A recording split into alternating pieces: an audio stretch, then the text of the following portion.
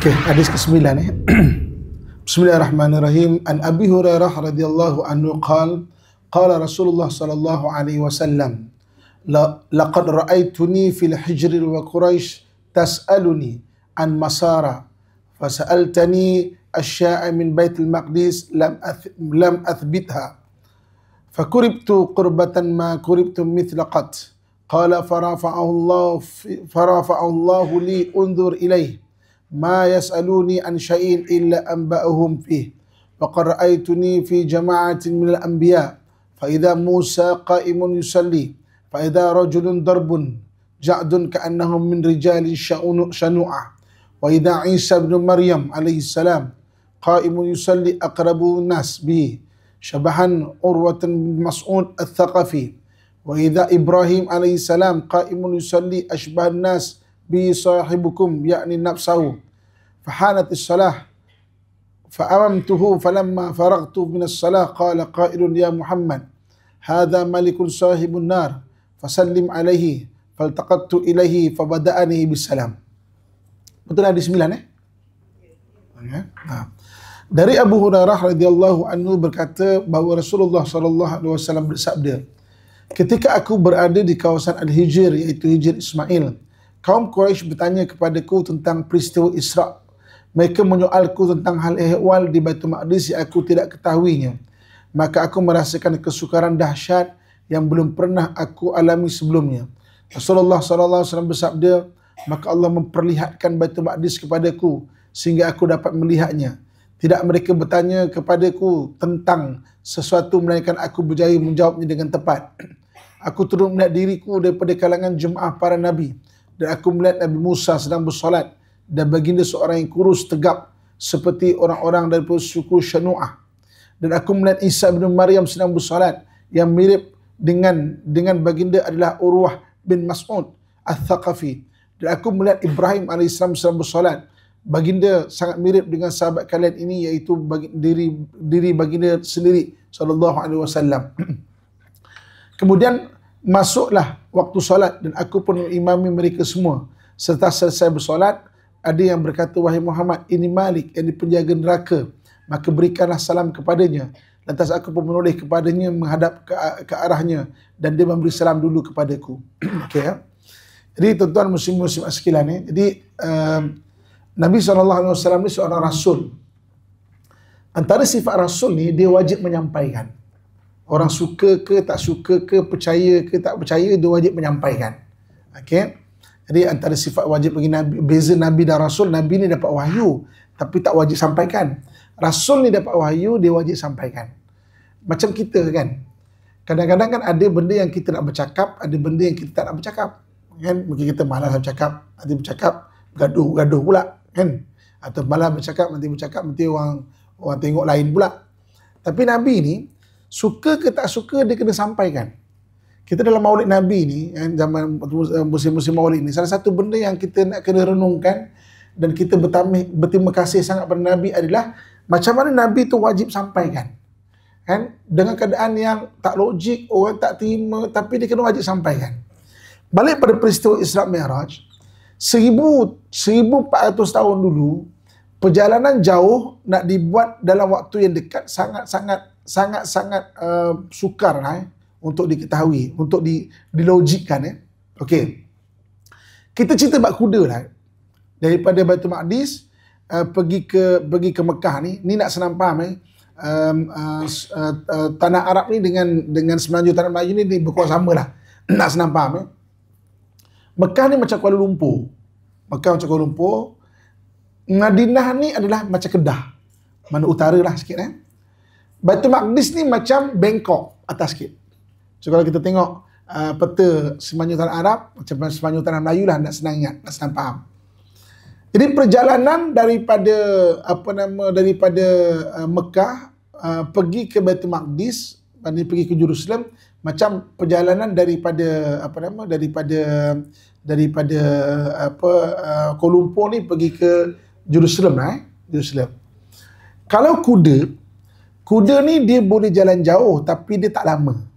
Kan? Kalau kuda Arab ni, kalau zaman sekarang ada pertandingan Kuda Arab, dia boleh berjalan satu hari 160 km je. 1 km dia kena stop. Kan? Dia punya lajunya, paling laju pun kalau nak 160 km dalam 20 km sejam lah. Jadi kalau 20 km sejam, kalau 160 dengan berhenti lah semua, 10 jam lah cerita dia. Maknanya kalau 160 km tu dalam 10 jam perjalanan, barulah. Jadi maknanya kalau paling laju pun dekat 2 minggu juga untuk pergi ke Jerusalem tu. Tapi Nabi balik, Nabi kena sampaikan. Dah lah sampaikan. Tak logik ni, macam mana kau malam tadi jumpa, pagi-pagi ni jumpa pula cakap, malam tadi aku pergi Baitul Maqdis. Beribu kilometer tau. Kan? Okey, kemudian ketika Nabi bercakap, dekat situ ada 3 golongan. Satu, ahli kitab Nasrani dan juga Yahudi. Satu, orang kafir Quraisy. Memang yang langsung dia ada main setting Muhammad ni merepek, Muhammad ni mengarut pada dia. Satu lagi sahabat-sahabat Nabi. So ada 3 golongan.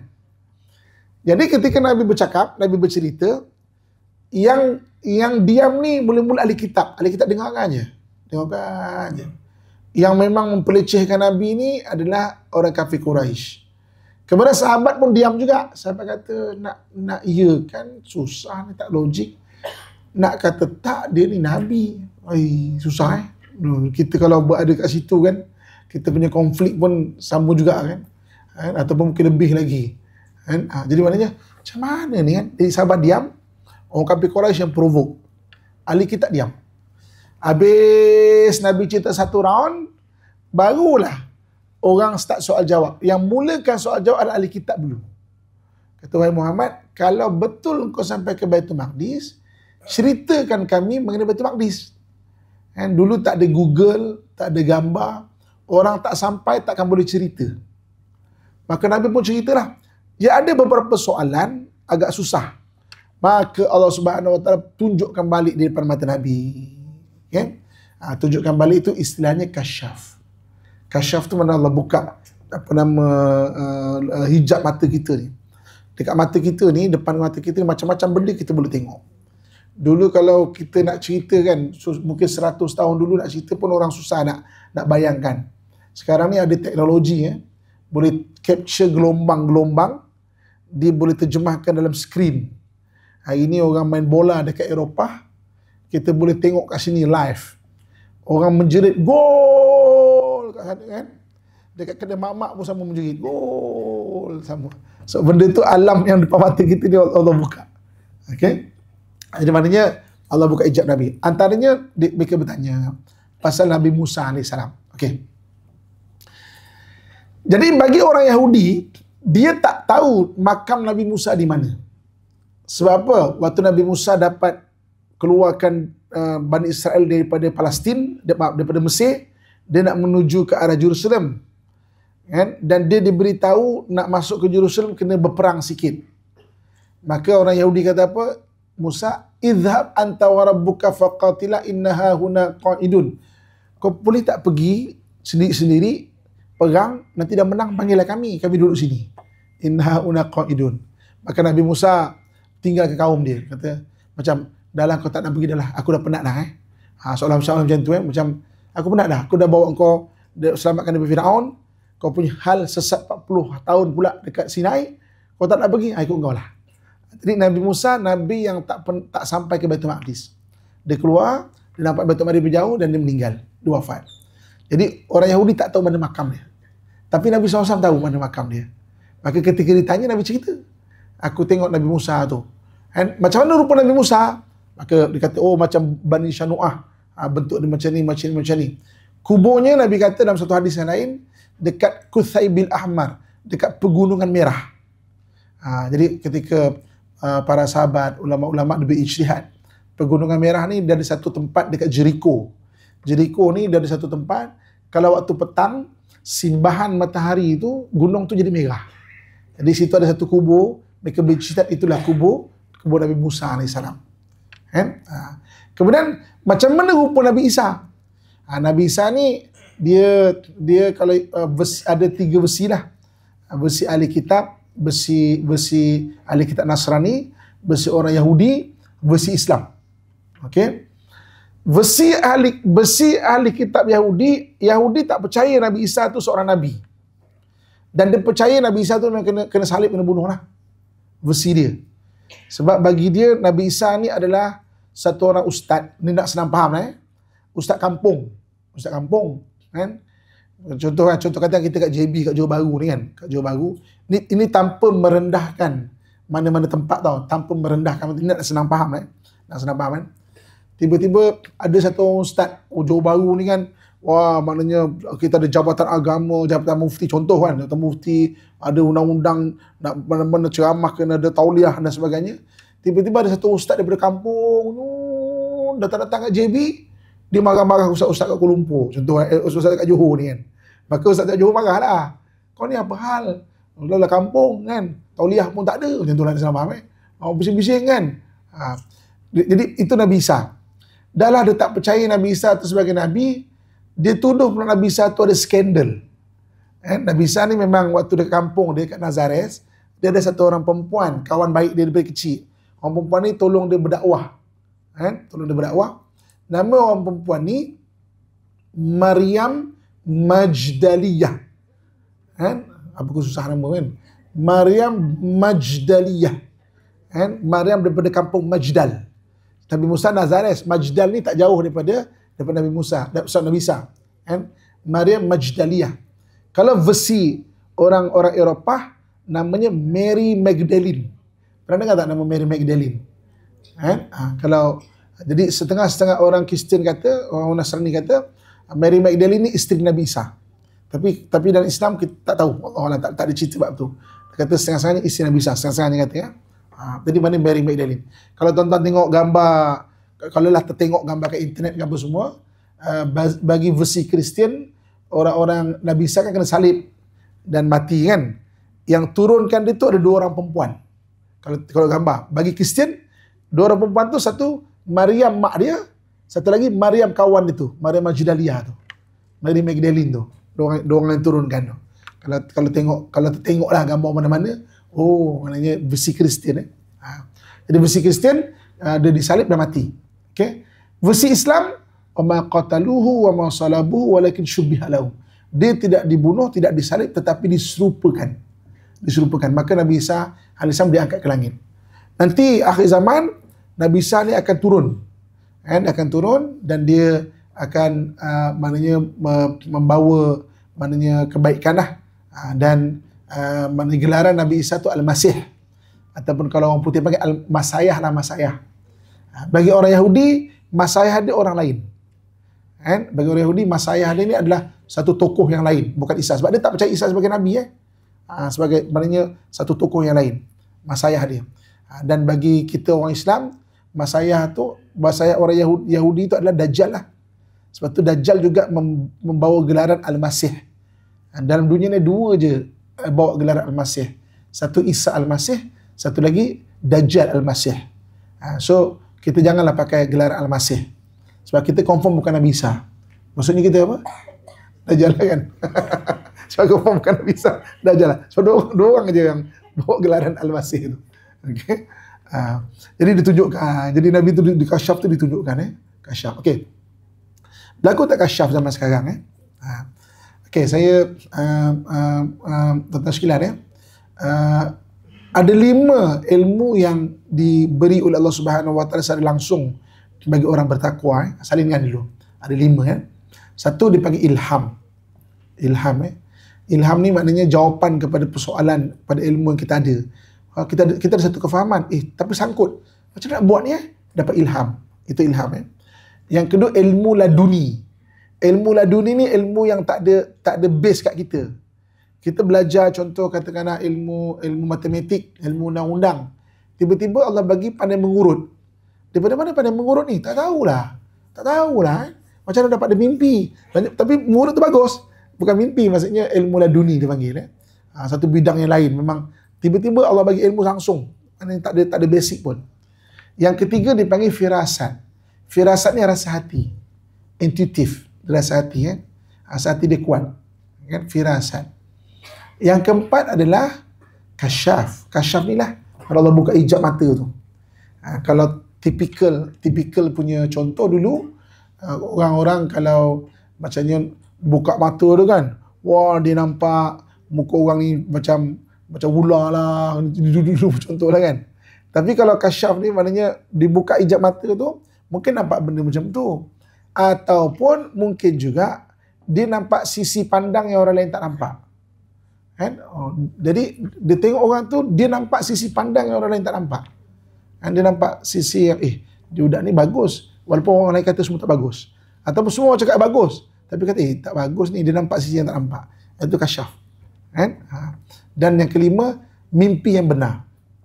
Mimpi yang benar. Sebab setengah-setengah mimpi tu dalam hadis Nabi dipanggil antara benda yang masih diberi pada umat Muhammad yang soleh. Yang soleh adalah mimpi yang benar. Mimpi ni sebagai tanda ataupun jalan. Tapi jangan obses terlalu obses dengan mimpi. Sebab dia ada cara dia ada cara baca dia ada takbir mimpi dia. Jangan terlalu obses lah. Setiap mimpi minta ditafsirkannya. Kan? Maknanya kan? Saya nak tanya, saya tahu saya dah tanya dulu kat kelas ni kan. Saya nak tanya satu soalan. Tuan-tuan perasan tak? Kalau tuan-tuan perempuan mimpi tu ada colour tak? Perasan tak? Ada warna tak? Semua baru terfikir ada warna tak? Kalau kita mimpi kita ada colour tak? Ada warna tak? Ada tak? Ada? Ada yang tak ada? Tak ada Kalau yang tak ada maknanya TV dia TV 60-an. Hitam putih. Kalau yang ada tu baru. Okay. Kita tak nak mimpi ke? Mimpi tu ada warna ke tak kan? Okay. So mimpi ni salah satu tanda. Tapi jangan obses lah pada mimpi. So maksudnya salah satu tanda. Kan? Mana paling kurang kalau orang beriman 1/40 mimpi itu sebagai tanda. Allah SWT bagi tanda. Okey, hadis seterusnya, hadis ke-10. Mukjizat Isra dan Mi'raj.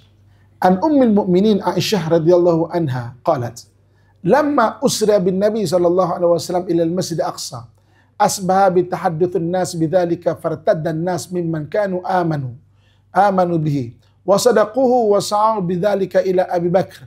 Faqalu hal laka ila sahibka biza'mu annahu usriya bi laila ila al-Baitul Maqdis?" Qala aw qala dhalik qalu na'am qala la in kana qala dhalika laqad sadaq qalu law tusaddiqu annahu dhahaba layla ila Baitul Maqdis wa jaa qabla an yusbih qala na'am inni la usaddiqu fima huwa ab'ad min dhalik usaddiqu bi khairi sama' bi khabari sama'i min ghadwatin aw ruhatin falidhalika summi Abu Bakar As-Siddiq.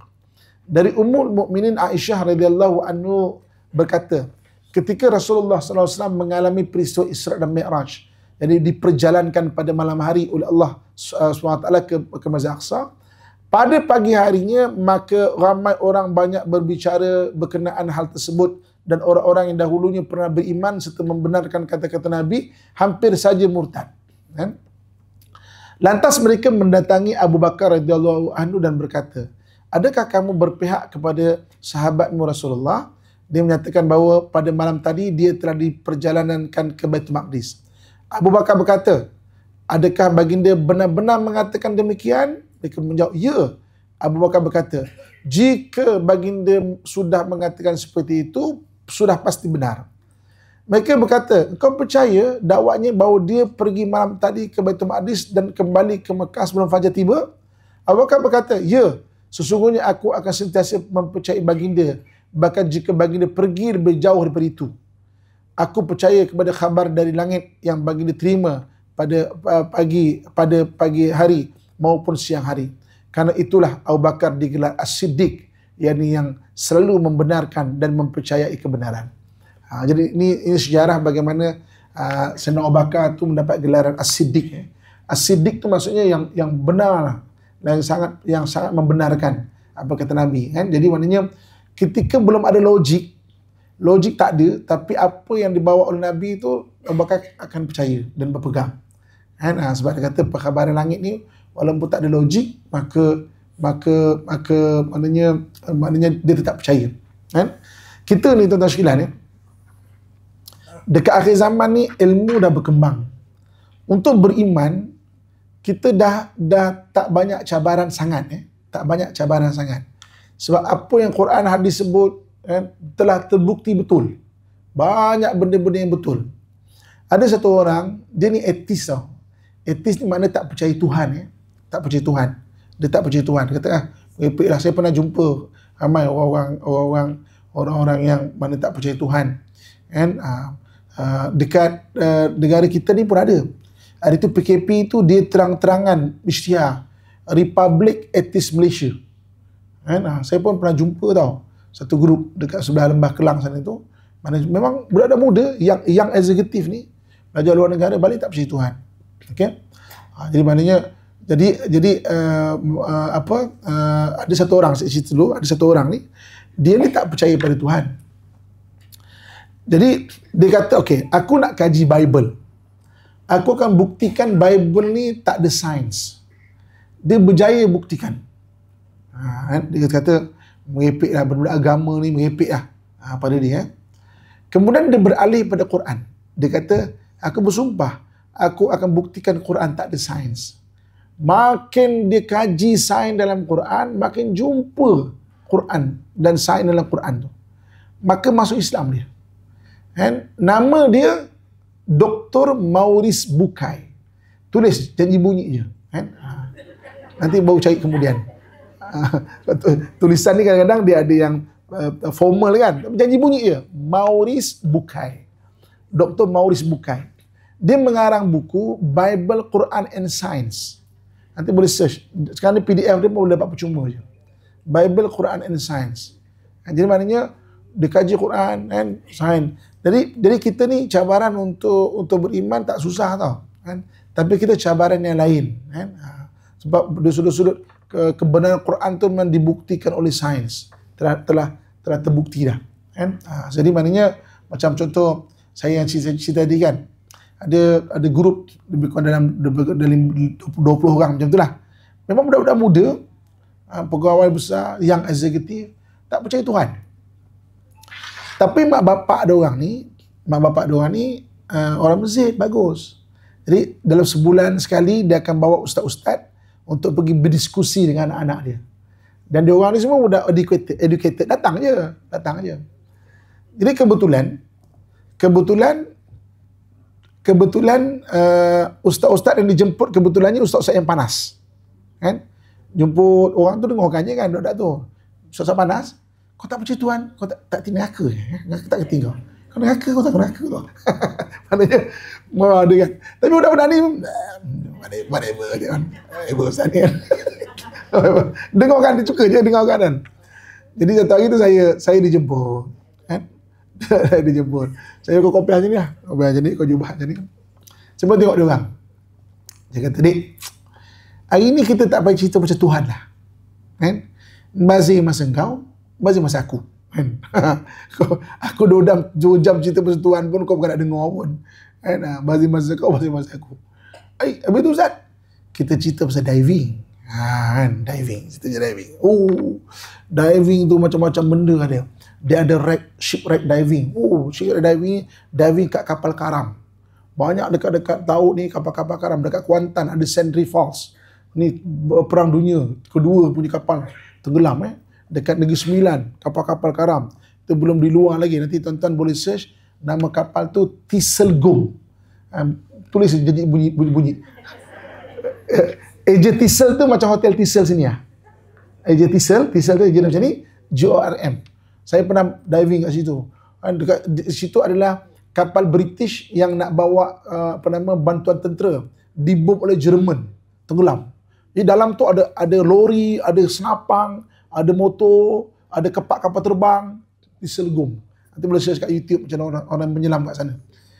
Memang tengok kapal keharaman, mana nak cari kan? Tayar dia okey lagi. Maknanya orang British buat tayar bagus Mana dah tahun bukan dunia pertama kedua tu tayar masih okey lagi kan. Tayar daripada ni getah daripada tanah Melayu kan. Mengangkut kan. Okey. So jadi ada kapal karam, ada yang dipanggil cave dive. Cave dive ni dalam gua. Cavern lain, cave lain. Cavern ni kita masuk masih nampak pintu keluar, lampu. Cave ni yang dah gelap, totally dark. Kan? Oh, saya pernah menyelam di cave kan. Maknanya kena ada prosedur dia. Kita nak masuk tu kena ikat tali. Ikat tali. Kalau kata ikat tali kan. Mula saya terfikir juga, apa hal nyusah ikat tali. Menyelam je kan. Rupanya masuk satu chamber, macam masuk satu chamber tu, wah cantiknya, macam katakan masuk dalam ruang macam ni kan. Dalam air wah cantiknya kan. Tengok patah balik ada 5 pintu. Patutlah kena ada tali. Kalau tak, pintu mana yang aku masuk tadi kan? Silap pintu, masuk pintu kubur terus. Oh, macam tu. Dah ada cave dive. Oh, itu belum lagi drift dive. Drift dive dalam air ni dia ada highway. Ikan daripada Spain ditemui dekat Filipina. Dia nak berenang-benang, dia ada highway dia. Maknanya macam masuk highway tu terus laju macam tu. Ada current bukan current macam tu. Maknanya arus. Jadi kalau tiba-tiba kita termasuk dekat highway tu, kita terbang lah. Hanyut macam tak payah macam hanyut tu. Oh ya ke Ustaz? Dia pula belajar diving. Tak cerita pasal Tuhan lah. Kau percaya pun. Kan? Masa kau tu cerita diving. So dia 2 jam tu saya cerita pasal diving. Akhirnya semua, Ustaz jom lah diving. Saya kata, jom saya ajar awak diving. Kan? Ketika dia bersama saya 5 hari diving, barulah boleh cerita pasal Tuhan. 2 jam tak boleh, tak cukup. Kan? Tanya dek, kau ni kenapa tak percaya Tuhan? Kan? Tak adalah Ustaz, bukan tak percaya, tak logik lah Ustaz. Oh tak logik. Aku bawa 500 ayat sains dalam Quran. Jadi kelas tu jadi kelas, bukan saja kelas diving, tapi kelas agama. Sama-sama kerja diving semua.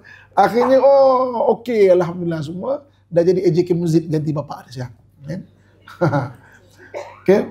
Jadi maknanya nak cerita logik kadang-kadang ada benda yang kita boleh cari logik, sains kan dah terbukti. Kalau belum jumpa, maknanya ilmu tu belum kita sabar. Banyak dah diterbuktikan. Contoh. Kita ambil wudu. Contoh logik yang mana? Kita ambil wudu. Tiba-tiba kita terkentut. Maka wudu kita batal. Betul Kita pun ambil wudu. Selesai ambil wudu, kita pun marah punggung kita. Kau ni apa benda lah, penat aku ambil wudu. Aku cebok kau kan. Kita pun cebok, kita memegang benda yang membatalkan wudu. Maka kita ambil wudu lain.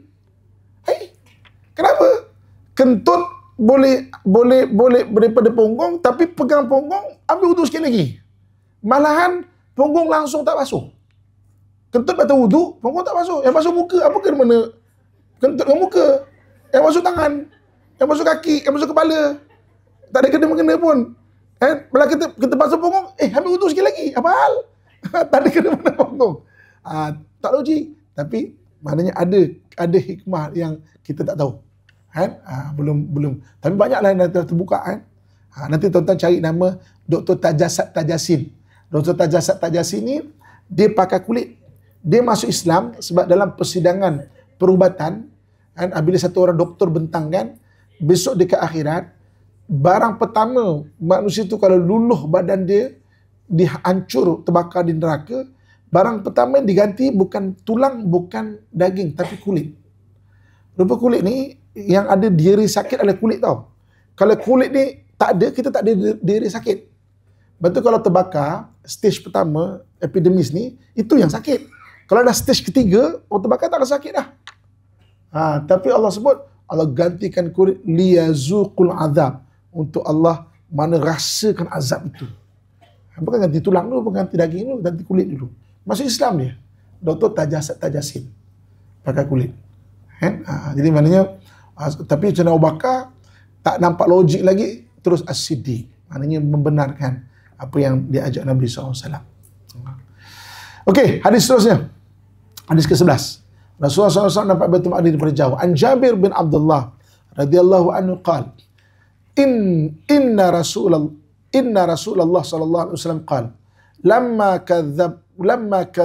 kadzabatni Quraisy kumtu fi hijr fajallallahu li Baitul Maqdis fatafiqtu akhbiruhum an ayati wa ana anzur ilaih. Dari Jabir bin Abdullah radhiyallahu anhu berkata, sesungguhnya Rasulullah sallallahu alaihi wasallam bersabda, ketika Quraisy mendustakanku, aku berdiri di Hijr, kan? Tiba-tiba Allah menampakkan Baitul Maqdis kepadaku sehingga aku dapat memberitahu mereka tentang ciri-cirinya, sedangkan aku mampu terus melihatnya dengan mata kepalaku sendiri pada saat itu juga. Ini yang maknanya berkaitan dengan hadis yang tadi juga, bagaimana Nabi itu dibukakan. Jadi orang kafir kata, you je Muhammad ni sampai ke Baitul Maqdis. Kan? Muhammad, kalau betul kau sampai Baitul Maqdis, kau ceritakan dekat aku macam mana Baitul Maqdis. Kan? Jadi Nabi boleh cerita, tapi kalau ketika diasak-asak soalan, ada juga lah tak perasan. Maka ketika itu Allah SWT bukakan. Oh, nampak maknanya apa tu Baitul Maqdis, macam mana bentuk dan sebagainya. Kan? Baitul Maqdis ni dia luasnya 36 ekar. Dalam dia ada 3 buah bangunan masjid, 2 atas tanah, 3 bawah tanah. 2 atas tanah adalah masjid warna kelabu yang depan tu, dan masjid kubah emas tu. Kan? Masjid kubah emas ini adalah Baitul Maqdis juga. Kan? Dia 2 atas tanah, 3 bawah tanah. 3 bawah tanah ni yang ujung belah kiri kalau mazhab kiblat adalah Masjid Marwani dipanggil. Dekat situ ada bilik Siti Maryam. Kan Siti Maryam ketika dia hidup Baitul Maqdis, Nabi Zakaria nak bawa makanan, wajada indah rizqa, maknanya ada makanan dah. Itu bilik dia. Kemudian yang tengah-tengah bawah tanah dipanggil Masjid Qadim, masjid lama. Masjid lama tu ada tiang Nabi Sulaiman. Zaman Nabi Sulaiman lagi, tiang besar. Jadi naratif orang tempatan kata jin antara yang bantu bina Baitul Maqdis. Tapi wallahu alam. Tapi dekat Baitul Maqdis tu memang ada penjara jin. Dekat satu bahagian sebelah utara tu dia ada penjara jin. Waktu Imam Aqsa khususkan saya sejarah Masjid Aqsa, dia kata okey, ni adalah penjara jin. Saya tanya Imam, ada lagi tak jin? Dia tarik tangan saya, dia kata kau jangan tanya. Dia tak jawab tapi dia kata kau jangan tanya. Jom kita jalan. Ada penjara jin. Kan? Jadi bawah tanah tu, dan yang belah kanan sekali dipanggil Masjid Burak. Masjid Burak ni tempat Nabi tambat burak kalau ikut ijtihad ahli sirah. Nabi menambat burak. Menambat burak dekat situ. Tambat burak. Jadi itu Baitul Maqdis. Selain daripada itu, dia ada apa lagi? Tempat kalau sekarang ni dibinalah satu kubah tempat Nabi mengimamkan. Maknanya para anbiya alaihi salatu wasalam. Kan? Kemudian dia ada penjara jin, kemudian dia ada apa lagi? Dia ada kawasan pokok buah tin ni. Pokok buah tin. Jadi itu Baitul Maqdis ya. Jadi maknanya diceritakan, Nabi boleh cerita kat detail Baitul Maqdis, dia luas ya. Jadi orang Yahudi nak kita faham Baitul Maqdis itu hanya yang kubah kelabu tu je. Mana? Depan tu. Yang sebelah sini, sebelah kanan ya. Supaya apa? Kalau diambil Baitul Maqdis, yang lain-lain kita tak sensitif. Kan? Sedangkan seluruh tu dia 36 ekar. Seluruh tu. Ada 2 masjid atas tanah, 2 bawah tanah. Nanti di hujung kelas kita ke-6 tu kita ada peksa dan saya akan bawa, mungkin saya bawa pameran yang khas lah mengenai Baitul Maqdis. Pameran yang khas mengenai Baitul Maqdis. InsyaAllah so kita akan ada rombongan pergi bulan 11 dengan bulan 12 nanti dan rombongan dan bawa bantuan untuk ke sana tu. Siapa nak sertai bantuan ke ataupun nyertai rombongan pun boleh. Kan? Takut aku Ustaz kan? Ada insyaAllah. Makcik-makcik boleh pergi, kita pemuda takut apa kan. Okey, baik. Okey. Hadis seterusnya di ke-12. Rasulullah suruh Nasrani berdasarkan Baitul Maqdis peluk Islam. An-Zuhri qala akhbarani Ubaidullah bin Abdullah anna Abi Abbas radhiyallahu anna akhbarahu anna Aba Sufyana radhiyallahu anhu akhbarahu anna Harqal arsala ilaihi wa hum bi Ilya thumma da'a bi kitabi Rasulullah bi kitabi Rasul falamma faragha min qira'atil kitab kathra indahu sukhab fartafa'at al-aswad wa akhrijna fakultu lil ashabi hina ukhrijna laqad amira bin Abi Kabsyah innahu yakhafu Malik Bani al-Asfar. Dari Abi Shihab al-Zuhri dia berkata Ubaidillah bin Abdullah mengkhabarkan kepadaku daripada Ibnu Abbas radhiyallahu anhu daripada Abu Sufyan radhiyallahu anhu, sesungguhnya surat Rasulullah SAW dikirim kepada Heraklius dan mereka yang Abu Sufyan dari kafilah dagangnya berada di Ilya. Ilya ni nama lain bagi Baitul Maqdis. Ilya ni nama lama Baitul Maqdis. Baitul Maqdis ni antara nama dia adalah Ilya, kan? Kemudian Heraklius meminta Rasulullah SAW, kemudian Heraklius meminta surat tu, Rasulullah SAW tersebut. Ketika beliau sudah selesai membacanya, ruang maharaja menjadi hiruk pikuk dan kami pun disuruh keluar. Maka aku berkata kepada sahabat-sahabatku ketika kami disuruh keluar, sesungguhnya anak Abi Kamsyah, iaitu Rasulullah SAW. Abu Kamsyah ni maknanya merujuk kepada keturunan Nabi Ismail, iaitu Nabi Muhammad SAW, telah menjadi sebuah fenomena besar sehingga raja bangsa kulit kuning iaitu Romawi pun takut kepadanya. Jadi di hujung-hujung maknanya lebih kurang dalam 6 Hijrah ataupun kalau tahun Masihi dia 626 atau 27 Masihi tu, 627 Masihi, Nabi start hantar surat kepada pemimpin-pemimpin. Dulu dia ada 2 kerajaan besar, satu Rom, satu Parsi. Okey, Rom, satu Parsi. Kerajaan Rom dihantar Heraklius, dihantar surat, maka baca surat tu mokek-mokek dia, marah-marah dia. Maka sahabat dia kata, maknanya anak Abi Kamsyah ni, iaitu Nabi kita Muhammad ni, maknanya menggerunkan dia. Parsi pula tak sempat baca. Parsi tak sempat baca, dikoyak je surat Nabi. Sebab apa? Cara Nabi tulis surat ni adalah min Muhammadin ila Kisra Faris, daripada Muhammad kepada Kisra Faris. Dia kata, "Uish, nama Muhammad dulu disebut, patut nama aku dululah." Dia koyak, tak sempat baca. Parsi tak sempat baca. Kan? Rom baca, ngamuk-ngamuk dia. Kan? Ngamuk-ngamuk dia. Jadi orang Parsi, maka Nabi bila dapat khabar bahawa orang Parsi mengoyakkan surat, Nabi kata nanti kerajaan dia pun juga akan dikoyak-koyakkan juga.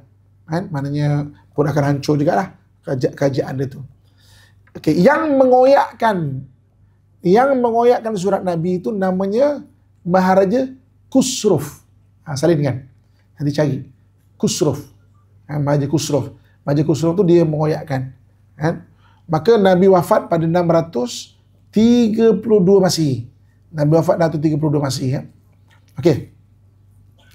636 Masihi, Sayyidina Umar pimpin 2 peperangan besar, satu ke Rom, satu ke Parsi. 636 Masihi. Waktu tu atuk-atuk moyang kita kat mana? Kan? Dalam Melayu ni kan, kita pun tak tahu buat apa kan. 636. Parsi dapat dikalahkan secara total.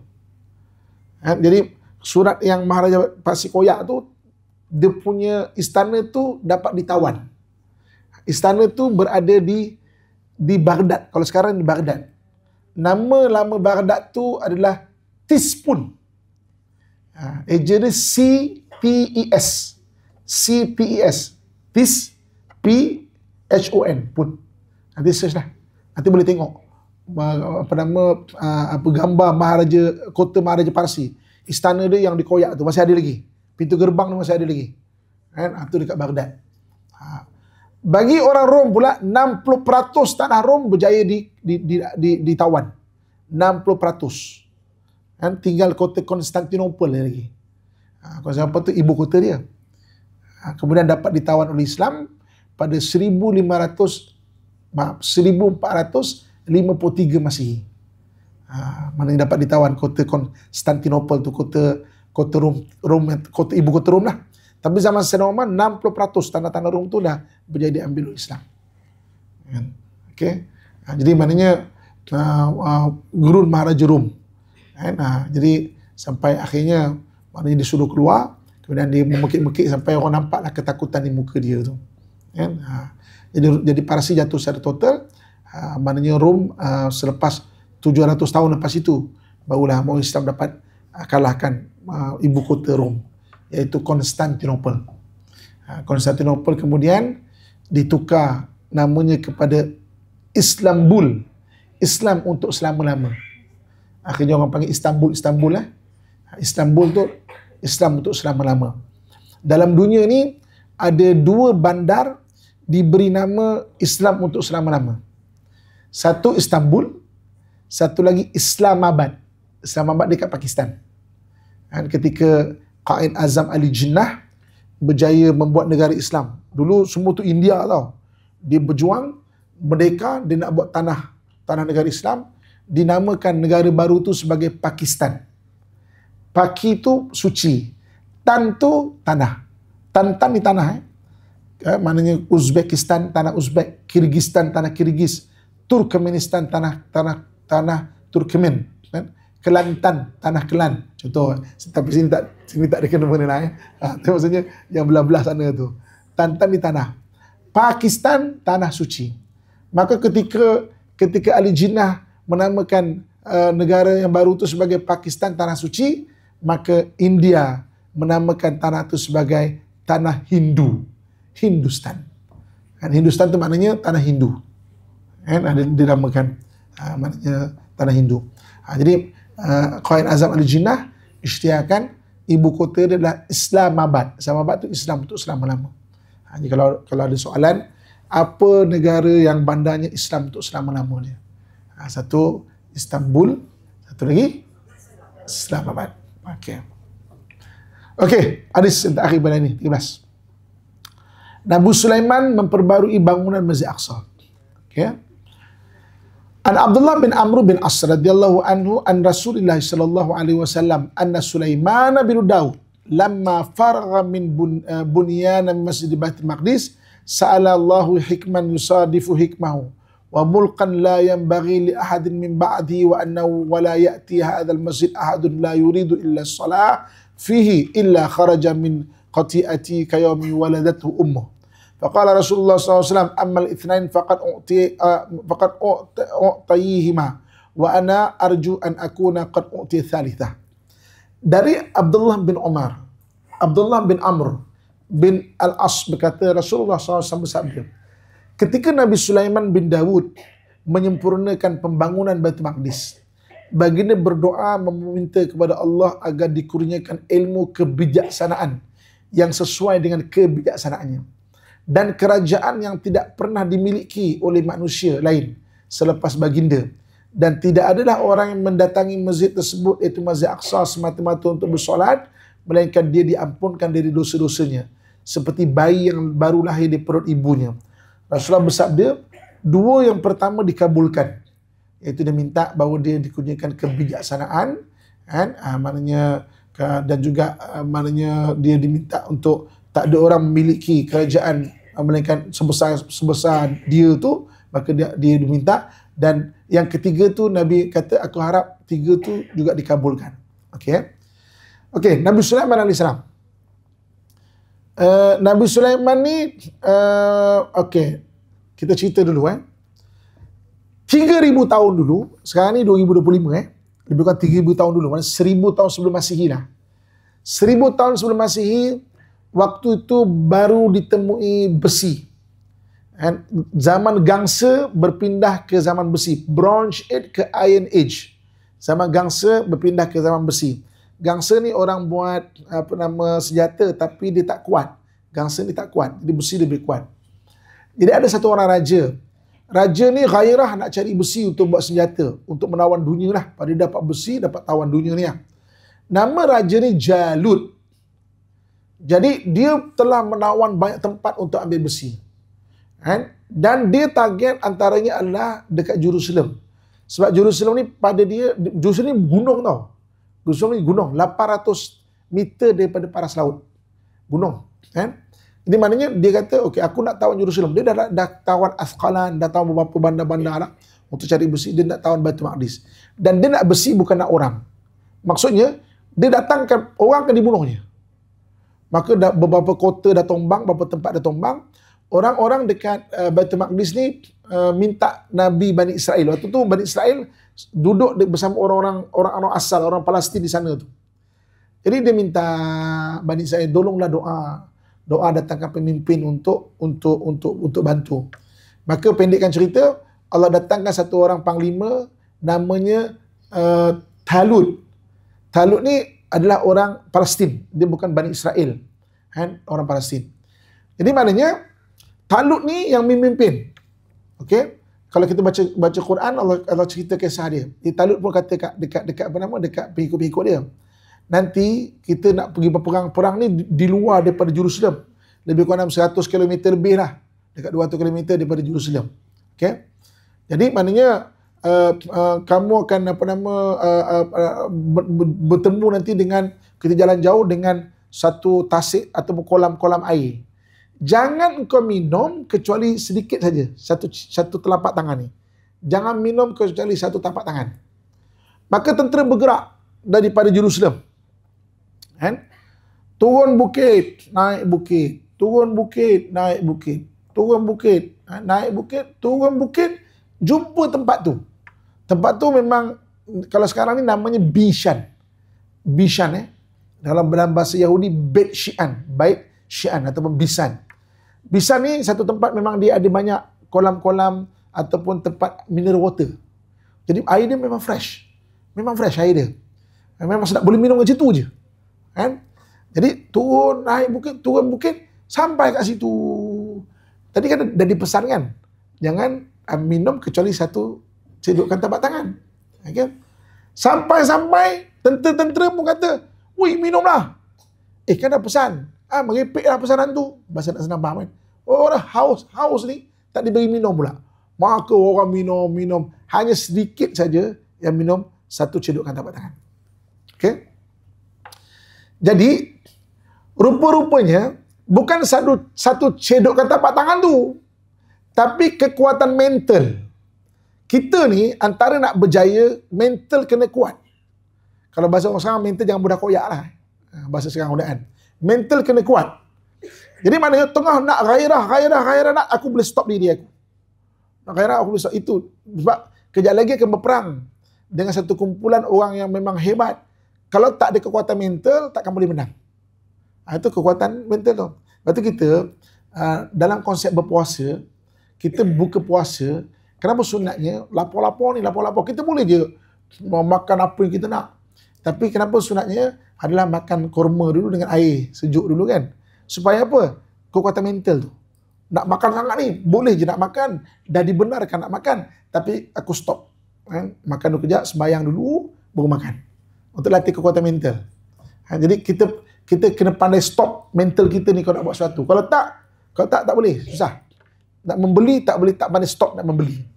Nak satu benda tak pandai stop, otak tu tak pandai stop satu benda tu. Kekuatan mental Kekuatan mental ni dia dua benda. Sama ada kekuatan memulakan sesuatu atau stop sesuatu. Dia kena ada kekuatan nak memulakan sesuatu kan. Aku nak buat ni, kena ada kekuatan mental. Memulakan sesuatu. Ataupun nak stop sesuatu. Cukup. Limit dia cukup. Itu kena kekuatan mental. Sekali betul. Lepas minum, sekejap, nak berperang. Tengok tentera musuh ramai. Yang minum banyak, semua tak berani. Tak boleh. Ini macam kita bunuh diri, bukan nak berperang. Hanya yang minum satu cedok tapak tangan sahaja yang berani. Boleh. Maka antara orang yang membantu Talut, satu budak kecil, waktu tu 11 tahun, namanya Daud. Maka berperang. Ketika tu Talut dah cedera. Jadi Talut kata, aku berharap pada engkau lah. Maka Daud lah yang berjaya membunuh Jalut. Lepas tu kalau versi dalam bahasa Inggeris dia, David and Goliath. Pernah dengar tak? David and Goliath. Kisah David dengan Jalut tu. Tapi sebenarnya dia lah bantu Talut tu. Maka mengenangkan jasa Nabi Daud ini yang dapat, maksudnya membantu untuk membunuh Jalut, maka dikahwinkan anak Talut ni dengan Nabi Daud. Maka daripada isteri keturunan hebat, panglima, bapa pun keturunan hebat, Nabi dan juga panglima, lahirlah anak super hebat, iaitu Nabi Sulaiman AS. Nabi Sulaiman ni, mak dia adalah Talut, dia cucu Talut lah. Daripada sebelah mak, bapa dah ada Nabi Daud AS. Jadi ketika dia membangunkan Baitul Maqdis, bangunkan dengan sungguh-sungguh membangunkan Baitul Maqdis ni, dia minta 3 benda. Dia kata pertama, ya Allah, aku minta supaya Allah kurniakan kebijaksanaan yang orang lain tak dapat nak capai. Yang kedua, biarlah aku ni maknanya dapat kerajaan aku besar tak tertanding. Orang kemudian takkan mampu sebesar aku ni. Besar tu Nabi Sulaiman ni, dia bukan saja besar, dia boleh memerintah manusia tau. Dia boleh memerintah haiwan, dia boleh memerintah jin, boleh memerintah angin. Maknanya alam yang diperintah ni macam-macam jenis alam ada. Kan? Jin pun takut pada dia tu. Boleh disuruh jin tu. Kan? Jin-jin boleh disuruh. Kalau kita baca surah jin dalam Quran, kan ketika jin-jin ni waktu Nabi Sulaiman wafat, ni bahasa nak senang faham macam huri-huri lah, huri-huri. Tuan tak ada kan? Huri-huri lah Tiba-tiba dia tengah duduk kan. Nabi Sulaiman 1000 tahun sebelum Masihi. Nabi kita dapat wahyu kan 610 Masihi. Mana lebih kurang 1600 tahun lah beza dia. Tiba-tiba ni nak senang faham, bahasa nak senang faham, mengerbang. Apa hal ni? Sebiji kita rasa macam tuan kita Sulaiman dulu lah. Sebiji, apa hal ni? Qul uhiya ilayya annahu istama'a nafarun minal jin faqalu inna sami'na qur'anan ajaba. Kami dengar satu bacaan yang ajaib. Menengok, apa ni? Maka dia orang cari jumpa Nabi SAW. Atau perbualan dia tu dirakamkan maknanya dalam Quran, kisah dia tu. Kisah-kisah jin. Dia berbual dengan Nabi lah. Kan? Pasal dia kata, Quran dan ajab aku dengar ni. Macam tuan aku dulu tu. Jadi maknanya, tak ada orang yang boleh betul-betul memerintah jin sebagai satu organisasi. Kan? Dalam Nabi Ibrahim tu ada. Dalam Nabi Sulaiman tu ada. Kita organisasi manusia je lah. Kan? Tak ada organisasi jin. Kan? Tak tahu kalau siapa kat belakang ni dia tak tahu tapi tak tahu kan. Tapi maknanya biasanya tak adalah tak tahu. Kita mungkin ada orang belalah seekor dua kan untuk buat kerja ke apa semua, tapi untuk satu organisasi yang besar tak ada. Maka Nabi Sulaiman minta tak ada orang boleh buat. Macam itu juga dengan haiwan. Kan? Kalaulah Nabi Sulaiman tu boleh mengajar kan, dapat mengajar kita. Jadi universiti kita ni bukan saja ada fakulti bahasa, tapi fakulti bahasa monyet lain, kan? Bahasa burung lain, bahasa harimau lain, kan? Bahasa kucing lain, kan? Maksudnya apa maknanya ilmu-ilmu yang lain-lain lah. Kita boleh agak lah sepatah dua perkataan boleh agak lah kan. Kucing cakap apa, tapi betul-betul komunikasi tak boleh. Kan? Jadi kata dua benda. Dan yang ketiga dia minta siapa yang sembahyang dekat Masjid Aqsa, maka bersih dia daripada dosa macam mana lahir hari lahir mak dia tu. Maka Nabi kata, aku berharap benda tu dikabulkan. Aku berharap. Tapi benda tu kira silent lah ataupun tak disebut. Tapi Nabi kata, aku berharap benda tu di siapa dapat sembahyang Baitul Maqdis je, dia hapuskan dosa. Tuan-tuan sekalian, kan? Apa konsep sebagai penutup apa konsep bertaubat Islam dengan agama lain? Kan? Okey. Agama lain dia mengaku dosa dia, maka dosa itu hapus. Kan? Semudah itu. Okey. Sebab itu kalau kita tengok negara yang begitu Kristian paling banyak jenayah. Mexico contohnya. Kan? Terlalu Kristian. Brazil, kan? Sebab apa? Dia bunuh orang hari ni, tak puas hati, bam, tembak orang. Petang dia kata kat padri, saya sudah bunuh orang pagi tadi. Padri pun kata, okey, kau punya dosa semua, kau bayar, kau punya dosa semua, dihapuskan. Lega. Kan? Pagi esok tak puas hati, bam, bunuh lagi kan. Petang jumpa lagi, padri, semalam dah bunuh. Hari ni bunuh lagi. Padri pun tengok dia kan. Ni kalau aku cakap tak ampun dosa, silap-silap aku pula kena bam ni kan. Okey. Kau bersih dosa. Dosa bunuh orang lagi. Lepas tu, paling beragama, paling banyak jenayah. Tapi dalam Islam tidak begitu. Dalam Islam ni, kita ni nak bertaubat, ada rukun dia. Pertama, kena betul-betul menyesal. Yang kedua, rukun dia berjanji, kena bertaubat. Taubat betul, mengaku betul-betul kesalahan. Yang ketiganya, kena berjanji tak nak ulang. Yang keempat, kalau berkaitan dengan hak, kena tunaikan hak itu. Kalau mungkin tak solat, gantikan. Tak puasa, gantikan. Tak zakat, gantikan. Ataupun kalau hak dengan orang, kena pulang ke hak orang lain. Jadi, beza konsep taubat dalam Islam adalah upgrade diri. Sentiasa memperbaiki diri. Kan? Kita baiki. Kita tahu kita manusia tak ada tidak ada kesempurnaan. Salah tapi minta ampun. Maknanya upgrade diri. Beza dengan agama lain, dia hanya melepaskan bebanan psikologi je. Betul? Allah Subhanahu Wa Taala macam, oh masuk masjid kotor terhapus dosa.